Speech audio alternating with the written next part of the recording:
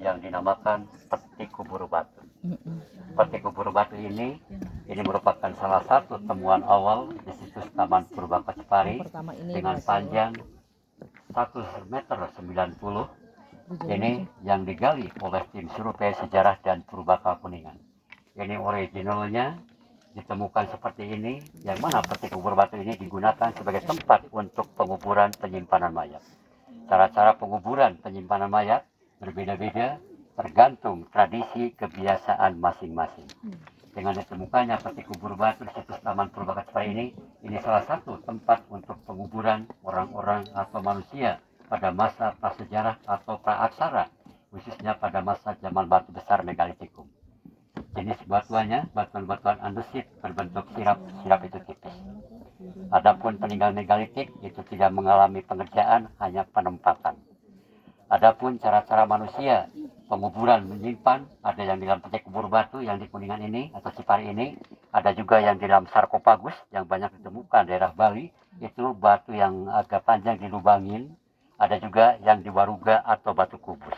Itu memang cara-cara tradisi manusia pada masa itu, bahkan ada yang berlanjut sampai sekarang. Seperti di Tanah Toraja, Sulawesi Tengah. Itu ada batu kubus atau waruga yang digunakan untuk tempat penguburan atau penyimpanan.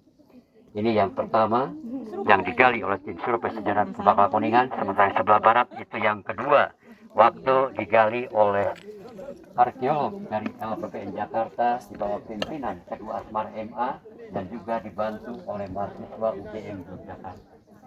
Sedangkan yang ada di bawah sana, di sini ada batuan yang melingkar. Batuan yang melingkar ini yang dinamakan batu temugelang. Batu temugelang itu susunan batu yang melingkar, digunakan sebagai tempat untuk berkumpul bermusyawarah. Boleh nanti kalau ibu-ibu mau duduk-duduk sini berkeliling, silakan. Jadi batu temugelang ini susunan batu yang melingkar, digunakan sebagai tempat untuk berkumpul bermusyawarah. Jadi semua pada duduk melingkar, sedangkan batu yang di tengahnya itu indikasinya untuk orang yang dituakan. Sebab yang namanya hidup berkelompok itu pasti ada yang dituakan. Jadi kayak cara-cara untuk hidup berkelompok itu ternyata udah ada dari dulu semasa prasejarah dan berlanjut sampai sekarang. Seperti ibu-ibu itu MGMP ada ketuanya, itu mungkin salah satu gambarannya, Bu. Oke. Inilah batu temugelang, tempat berkumpul bermusyawarah, yang itu juga sama yang sebelah barat. Mungkin kita bisa ke atas sana, ke altar batu ataupun den berundang. Ini ada kerangkanya nggak, Pak? Oke. Ya, dapat. Untuk di situs Taman Purba Kacipari, waktu penggalian dari tahun 1972 sampai tahun 1975 tidak diketemukan kerangka atau fosil manusia purba. Salah satu faktor karena Cipari ini keasaman tanahnya tinggi, subur dan gembur sehingga tidak kuat terhadap organik terutama tulang. Dan biasanya yang bisa menguatkan tulang itu biasanya tanah-tanah yang mengandung garam, seperti Sangiran, Trinil. Banyak ditemukan fosil-fosil manusia purba seperti ada jenis Meganthropus paleojapanicus atau Pithecanthropus erectus. Itu manusia besar yang ditemukan di sana. Tapi walaupun ditemukan kerangka atau fosilnya, dengan ditemukan benda menunjukkan pernah adanya kehidupan manusia. Manusia purba yang ada di sini. Sebab ciri-ciri cagar budaya itu ada 3. Yang pertama, usia harus di atas 50 tahun. Yang kedua, mewakili suatu masa. Apakah masanya masa prasejarah, masanya klasik Hindu-Buddha, masanya Islam atau kolonial. Yang mana di Kuningan ini, mohon maaf, memang cagar condet itu ada.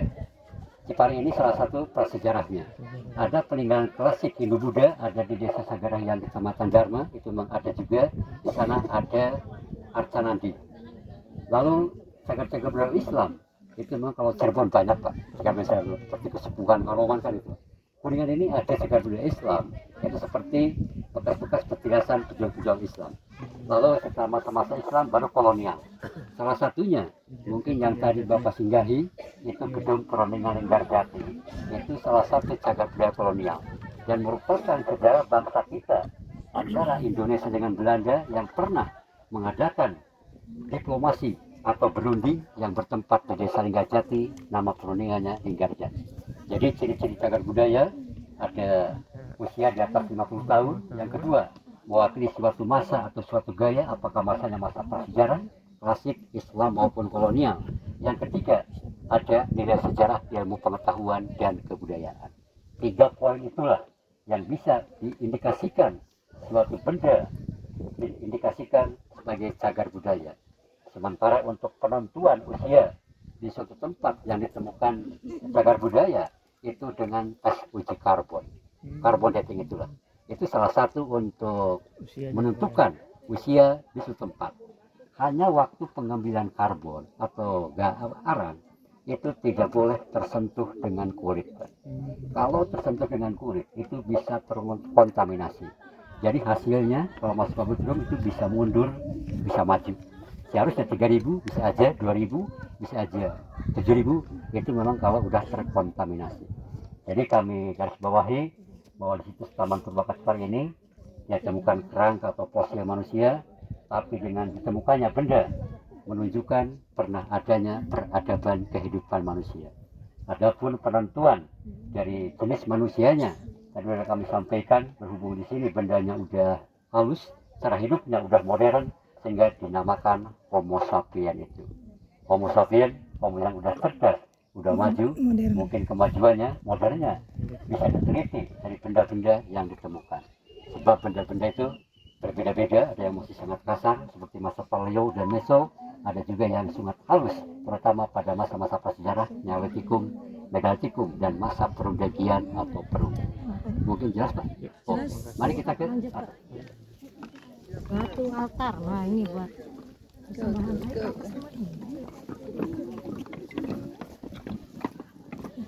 Karena kami dia beli itu melakukan itu batu ya.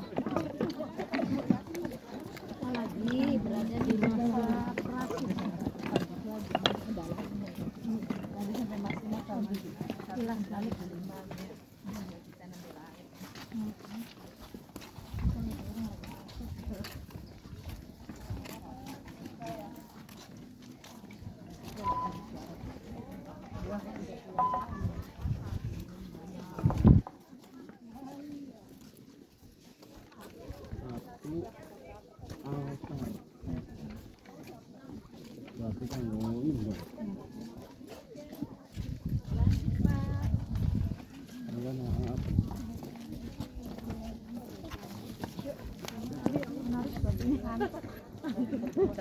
Oke, Bapak sekalian, kita sekarang berada di salah satu cagar budaya peninggalan zaman batu besar Megalitikum, dan lokasi inilah yang dinamakan altar batu atau punden berundang.